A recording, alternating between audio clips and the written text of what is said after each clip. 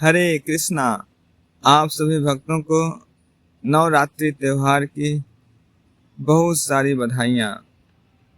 हम सभी माता दुर्गा देवी जी से प्रार्थना करते हैं कि वो हम सबके ऊपर ऐसी कृपा करें ताकि हम सभी का मति भगवान के चरणों में लगी रहे तथा माता दुर्गा हम सबको काम, क्रोध, मोह, ईर्ष्या, लोभ आदि से दूर करें। जैसा कि हम सभी जानते हैं कि अभी नवरात्रि का समय चल रहा है।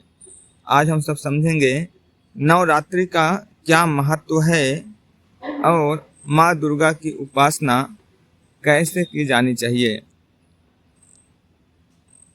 ब्रह्म संहिता में सबसे पहले हम समझेंगे कि माता दुर्गा कौन है, शास्त्र क्या कहते हैं।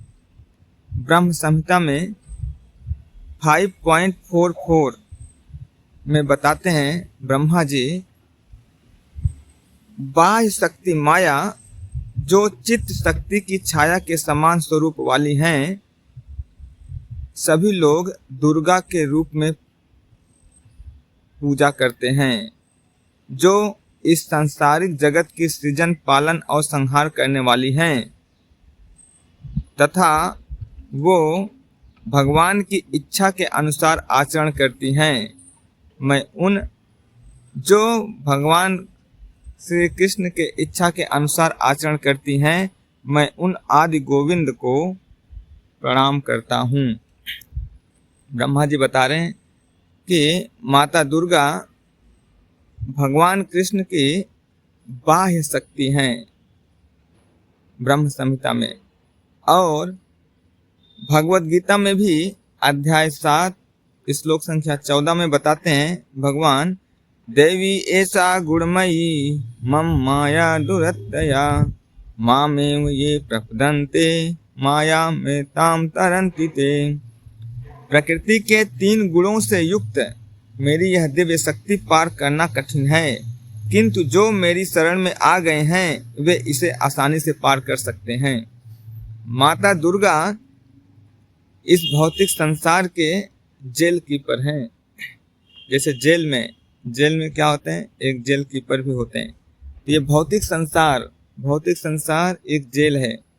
भौतिक संसार में रहने वाले हर एक व्यक्ति को अगर यहाँ से बाहर निकलना है तो बिना माँ दुर्गा के कृपा से बाहर नहीं निकल सकते। माँ दुर्गा, क्योंकि ये भौतिक संसार जेल है तो हम सब इस जेल के क्या हैं, कैदी हैं। हमने भगवान के चरणों में अपराध करने के कारण इस भौतिक संसार रूपी जेल में आए हैं, और इस जेल में माता दुर्गा हम सबको पनिशमेंट देती हैं। जैसा कि हम जानते हैं माता दुर्गा के हाथों में एक त्रिशूल होता है। त्रिशूल का मतलब त्रिताप, आध्यात्मिक क्लेश, आदि भौतिक क्लेश, आदि देविक क्लेश। माता दुर्गा भौतिक संसार में रहने वाले जीवों को ये 3 प्रकार के कष्ट देते हैं। किसके लिए? क्योंकि जेल में है तो जेल में तो कष्ट दिया ही जाएगा सुधारने के लिए। तो माता दुर्गा हम सबको 3 प्रकार के क्लेश देते हैं। आदि दैविक मतलब कभी भूकंप आ गया, बाढ़ आ गई। आदि भौतिक कोई कुछ काट लिया, चोरी कर लिया। आध्यात्मिक मन का क्लेश, ये सब माँ दुर्गा हम सबको बीच बीच में प्रदान करती रहती हैं ताकि हम सब स्मरण कर पाएं कि ये जेल है और हम भगवान का शेल्टर लेके बाहर निकलें। और इससे निकल पाना बहुत कठिन है। भगवान भगवद गीता में कहते हैं इससे निकलने का मतलब केवल एक ही रास्ता है। जब तक कोई व्यक्ति भगवान का शेल्टर ना ले ले तब तक माता दुर्गा के इस पिंजड़े से बाहर निकलना बहुत ही मुश्किल है। जैसे हिरण्यकशिपु ने ब्रह्मा जी से की उपासना की और उपासना के फलस्वरूप ब्रह्मा जी से मांगते हैं अमर होने का वरदान। ब्रह्मा जी बोलते हैं मैं तो खुद अमर नहीं, मैं आपको कैसे अमरत्व दे सकता हूँ। तब जाकर हिरण्यकशिपु ने क्या मांगे, ऐसा वरदान दीजिए जो कि न तो पृथ्वी पर, न आकाश में, न नीचे, न ऊपर, न दिन में, न रात में, न घर में, न बाहर मेरी मृत्यु हो। इस प्रकार का आशीर्वाद लिए और उन्होंने बहुत कठिन तपस्या करने के बाद ये उनको आशीर्वाद मिला। और बाद में लोगों को बहुत तंग करने लग गए, फिर भगवान प्रकट होकर उनका उद्धार करते हैं। उसी प्रकार से जितने भी असुर लोग हैं सब तपस्या करते हैं, तपस्या करके भगवान से आशीर्वाद मांगते हैं और आशीर्वाद मांगकर लोगों को तंग करते हैं। इसी में से एक महिषासुर थे जिन्होंने ब्रह्मा जी को प्रसन्न किया और ब्रह्मा जी को प्रसन्न करने के बाद वो आशीर्वाद मांगते हैं कि आप मुझे ऐसे आशीर्वाद दो ताकि मेरी मृत्यु देवता, दानव और मनुष्यों से कभी ना हो। वो स्त्रियों की बात नहीं करते क्योंकि उनको लग रहा था कि स्त्री तो बहुत कमजोर होती हैं, ये हमें क्या मार पाएंगे, वो हमें पराजित नहीं कर सकती। इस प्रकार से महिषासुर ने ये वरदान लिया तो उसके बाद उन्होंने बहुत ही आतंक मचा दिया। आतंक मचाने के बाद सारे देवता भगवान के पास जाते हैं और उनसे प्रार्थना करते हैं। फिर भगवान की कृपा से माँ दुर्गा प्रकट होती हैं और माँ दुर्गा इस महिषासुर से 9 दिन युद्ध करती हैं। 9वें दिन माँ दुर्गा इसको मृत्यु के घाट उतारती हैं। तब से माँ दुर्गा की उपासना चल रही है 9 दुर्गा के रूप में, क्योंकि 9 दिनों तक युद्ध चला और इन 9 दिनों में माता दुर्गा की उपासना अलग अलग रूपों में होती हैं। पहला शैलपुत्री, दूसरा ब्रह्मचारिणी, तीसरा चंद्रघंटा, चौथे दिन कुश मांडा, 5वें दिन स्कंद माता, 6ठे दिन कात्यायनी, 7वें दिन कालरात्रि, 8वें दिन महागौरी, 9वें दिन सिद्धिदात्री के रूप में पूजा की जाती है। पहले के समय में गरबा भारत के गुजरात राज्य से उत्पन्न एक पारंपरिक लोक नृत्य और भक्ति नृत्य है। ये गरबा एक गुजराती भक्ति नृत्य है। पहले के समय में माता दुर्गा की प्रसन्नता के लिए गरबा गाया जाता था और माता की प्रसन्नता के लिए नृत्य करते थे लोग। विशेष रूप से नवरात्रि 9 दिनों में नृत्य किया करते थे। माता दुर्गा के सामने उनकी आरती होती थी, गरबा गाते थे लोग, भक्ति भाव से नृत्य करते थे माता की प्रसन्नता के लिए। यह नृत्य मनोरंजन नहीं था, यह केवल भक्ति का सामूहिक रूप था। और 9 दिनों तक भक्त लोग गरबा गाकर नृत्य कर कर माता दुर्गा के प्रति अपनी कृतज्ञता और भक्ति प्रकट करते थे। और जहाँ जहाँ पर लोग गरबा नहीं गा सकते, जैसे वैष्णव लोग क्या करते हैं, मिलजुल कर भगवान के नाम का कीर्तन और नृत्य करते हैं उनकी प्रसन्नता के लिए, कृतज्ञता प्रकट करने के लिए। लेकिन दुर्भाग्य की बात यह है कि आजकल के लोग जब माँ दुर्गा की आरती होती है तो उस समय कोई नहीं होता, लेकिन जब मनोरंजन के लिए नृत्य चलाते हैं, डीजे बजाते हैं, ऑर्केस्ट्रा बुलाते हैं, तो वहाँ पर लोगों की हजारों की भीड़ इकट्ठा हो जाती है। वो तो माता दुर्गा की प्रसन्नता के लिए नहीं है। अगर माता दुर्गा की प्रसन्नता चाहते हैं तो लोग माँ दुर्गा की आरती में रुकते, कीर्तन करते, उनका ग्लोरिफिकेशन करते, लेकिन नहीं, लोगों को तो डीजे से मतलब है, माँ दुर्गा से मतलब नहीं। लोग एंजॉयमेंट के लिए, मजे लेने के लिए माँ दुर्गा के बहाने मजे लेने का एक तरीका अपना लिए हैं, जो कि सही नहीं है। इससे माँ दुर्गा प्रसन्न नहीं होती।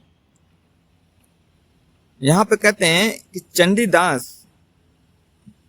चंडीदास ये माता चंडी के, जो कि माता दुर्गा के ही रूप हैं, माता चंडी के बहुत ही पक्के भक्त थे। माता के नाम से ही इनका नाम पड़ा चंडीदास। इतने तपस्वी थे, इतने भक्ति करते थे माता की। कई सालों तक उन्होंने माता चंडी की उपासना करते थे और रोज माता को फूल चढ़ाते थे। एक दिन चंडीदास जो फूल चढ़ाए थे, वो उस फूल को उनके छोटे भाई ने, इनको पता नहीं था, उनके छोटे भाई ने भगवान विष्णु को उस फूल को अर्पित कर दिए थे, लेकिन उनको ये बात पता नहीं था। जब वो फूल चंडीदास माता चंडी के पास चढ़ाते हैं तो माता चंडी उसी समय प्रकट हो जाती हैं। प्रकट होकर उनको आशीर्वाद देने लगती हैं, बहुत खुश हो जाती हैं।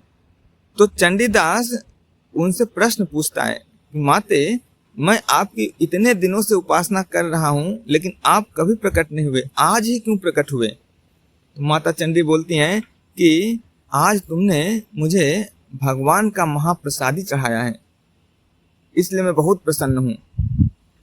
तो फिर काल चंडीदास बोलते हैं, मैंने तो ऐसा कोई प्रसादी नहीं चढ़ाया। तो माता चंडी बोलती हैं, जो तुमने आज मुझे फूल अर्पण किया है, वो फूल तुम्हारे छोटे भाई ने पहले से ही भगवान को अर्पित कर चुके थे। यह सुनकर चंडी दास बहुत ही खुश होते हैं और बाद में भगवान के बहुत ही शुद्ध भक्त मिलते हैं। भगवान के बहुत ग्लोरिफिकेशन में बहुत सारे कविताएं लिखते हैं। इससे हमें ये पता चलता है कि जैसा कि भगवान भगवत गीता में कहते हैं कि वो मेरी ही शक्ति है, और अगर हम माता चंडी को प्रसन्न करना चाहते हैं, माता दुर्गा देवी को प्रसन्न करना चाहते हैं, तो हमें क्या करना चाहिए? अगर उनकी प्रसन्नता चाहते हैं तो उनको आदर के साथ, उनको सम्मान देते हुए माता दुर्गा से प्रार्थना करना चाहिए कि वो हमारे ऊपर ऐसी कृपा करें ताकि हम भगवान कृष्ण की सेवा कर सकें, हमारा मति उनके नाम जप में लगा रहे। इसी प्रकार से जड़ भरत महाराज जंगल में विचरण करते रहते थे। एक दिन कुछ भक्तों ने, माता काली के भक्तों ने उनको पकड़ लिए और पकड़कर उनको नहला धुलाकर माता काली के सामने लेके जाते हैं बलि देने के लिए। जैसे ही माता काली के सामने उनको बलि देने के लिए तैयार होते हैं, उसी समय माता काली प्रकट हो जाती हैं। प्रकट होकर बहुत ही गुस्से में जिस हथियार से बलि देने के लिए जड़ भरत महाराज को रखे थे, उसी हथियार से माता काली सारे भक्तों का वध कर देती हैं। इससे ये पता चलता है कि माँ दुर्गा, माँ काली, माँ चंडी, जो कि दुर्गा के ही रूप हैं, ये और प्रसन्न होते हैं जब हम भगवान के भक्तों की सेवा करते हैं, भगवान की सेवा करते हैं, तो हमसे और ज़्यादा प्रसन्न होते हैं। इसलिए हम सब भक्तों को नव दुर्गा के इस पावन पर्व पर माता दुर्गा देवी से हृदय से प्रार्थना करना चाहिए कि हे माते, आप ऐसा आशीर्वाद दीजिए, ऐसा वरदान दीजिए, ताकि हम इस भौतिक संसार में जो फंसे पड़े हैं, काम, क्रोध, मोह, ईर्ष्या, लोभ, जिसके आप इंचार्ज हो, आप प्लीज मेरी मति को ऐसा आशीर्वाद दीजिए ताकि मैं भगवान के चरणों में सेवा करते हुए इस जेल से मुक्ति प्राप्त कर सकूं। हरे कृष्णा। जगत गुरु श्रील प्रभुपाद की